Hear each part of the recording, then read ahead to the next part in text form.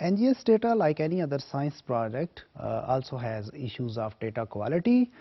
So let's see what issues are there. The issues can be, there can be vectors, adapters, we can have low quality regions, low complexity regions, contaminants, as well as duplicates. Should we keep them? Depends on your question and depends upon how much it affects your downstream analysis. So most of the cases, it's not the case that you should be okay with that. There are two kinds of softwares that deal with these quality issues. One of them is filters and the other ones are classified as trimmers.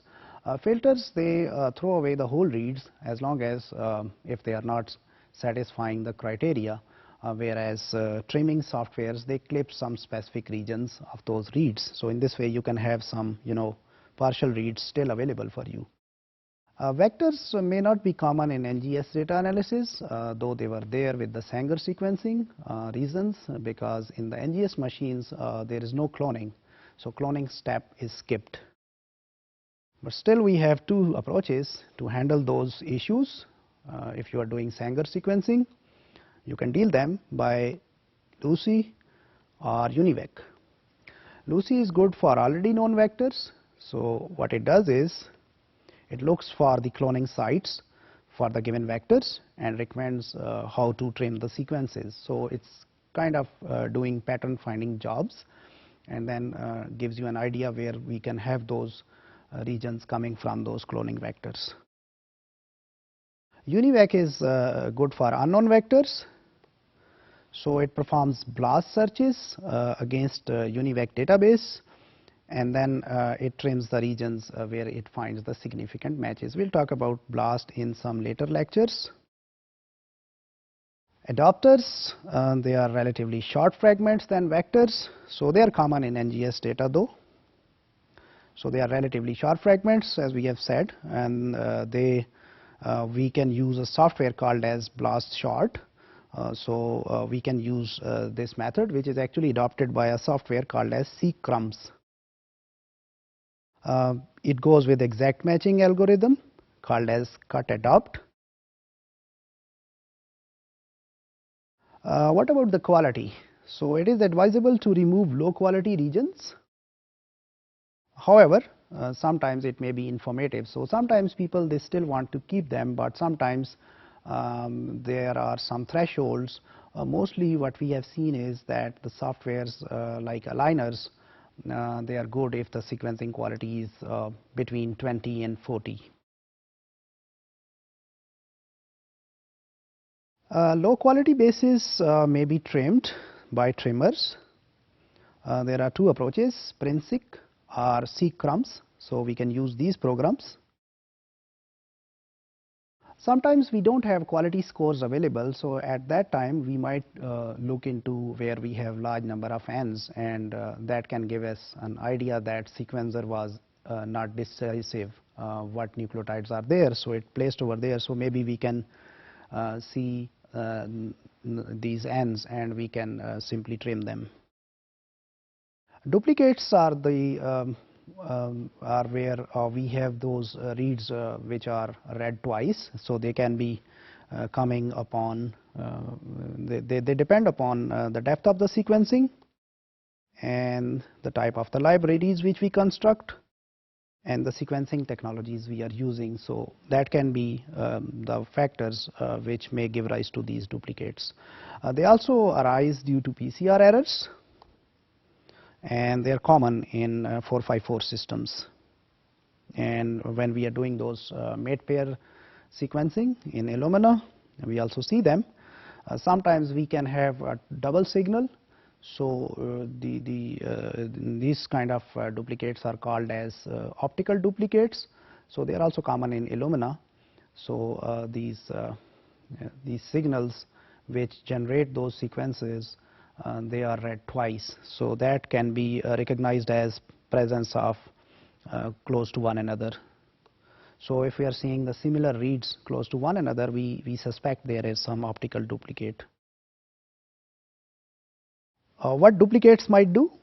They calculate skewed allele frequencies in SNP calls. So we will see later on in SNP identifications.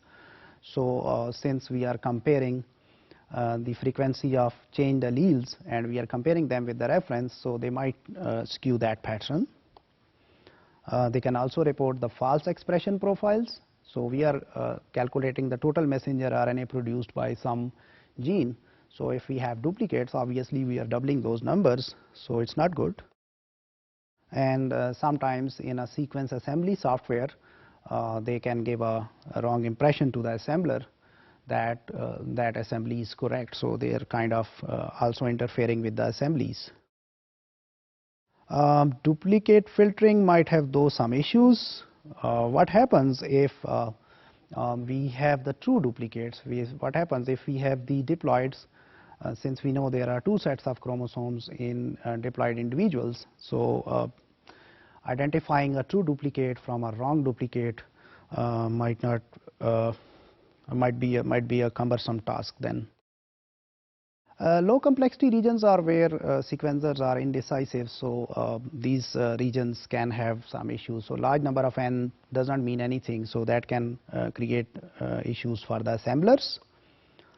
There is a software called as DUST under NCBI, and within the BLAST, so that can mask those low complexity regions. So whenever you are running the BLAST under NCBI, it gives you the option where you can mask those low complexity regions, so they will not then will be used in the alignments.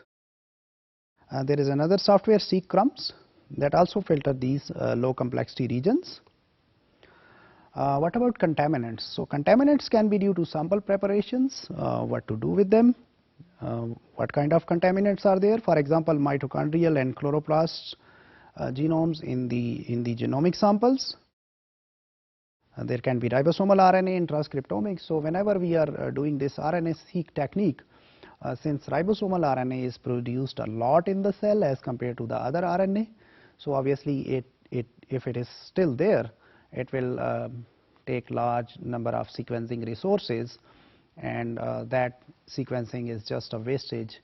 So since we are only interested in messenger RNA, so obviously ribosomal RNA might contaminate those messenger RNA studies. There may be some pathogens in the infected samples. So for example, you are getting the expression profile of an individual, but we are getting the RNAs coming from some microorganisms, some bacteria which is sitting there, or some viruses. So contaminants can be removed by careful and skillful extractions. Obviously extraction protocols are where you can work a lot, and you can find them in the sequences by BLAST searches. And obviously seqcrums, there is a software that can filter these contaminants.